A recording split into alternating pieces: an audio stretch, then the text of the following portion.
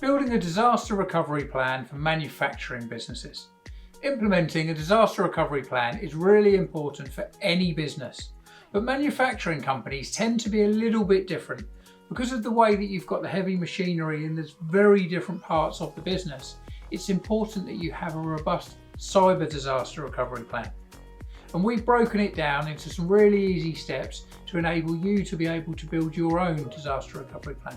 So step number one is around risk assessment. You need to look at what are all of the risks for the business if you were to have a cyber attack or a cyber outage. So for example, you've got an attack which could be on all of your machines or some of them and on the data, or you could have a hardware issue or maybe a connectivity issue. So the first one, risk assessment. Then part two dovetails into it, and this is looking at what your critical systems are. Because if you've got 10 different potential risks, you then need to grade them and make sure that the top 1 to 5 are important and prioritised in that way. Number 3 is your recovery objectives. What is it? What is acceptable? An example could be that if you've got a user has a machine that goes down, how fast do you need it back up and running? Whereas if you've got a server that goes down that is maybe company-wide, how fast do you need that one back up and running? So it really is, it's looking at the different elements and then assessing how fast you need to get them back up and running or partially running.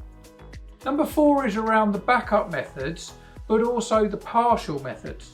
So if you've got a big machine that needs to be producing 24/7 and then suddenly there's some kind of issue with it, how fast do you need it to be back up to full speed? Or is it partial? Or have you got other machines that can potentially do the work? And number 5 is testing and maintenance. Looking at the gaps, understanding where it is today, where it will be tomorrow. And then whenever you make any hardware or software changes, you may need to make sure that there's a process for testing and measuring and bringing it back into this recovery process. And then number 6, it's the communication around the entire process. This is so important and it's often the thing that's overlooked. An example would be if someone has a cyber attack or they think they may have done something that could potentially be a risk, you need to have it really clear on what should they do. How do they communicate it to the business? Do they communicate it to a person, a department, or company-wide? But communication is the key. The worst thing that people can do is think they may have done something bad, but then just try and hide it or switch the machine off and pretend it didn't happen. You need to make sure that you're training your teams to say, look, if you accidentally do something, please just report it.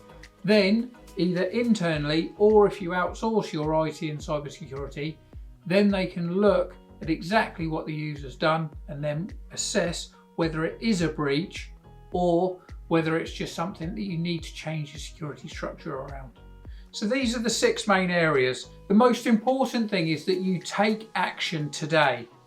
Don't just leave it so that when an incident occurs, that then you look at scrabbling around and trying to work out what you would do after it's happened. It's so important. If you're unsure or maybe you need some more help, then we've got a perfect page for you. We've created a step-by-step guide on how to create a disaster recovery plan. So please click on the link, and if you're unsure, please do contact us.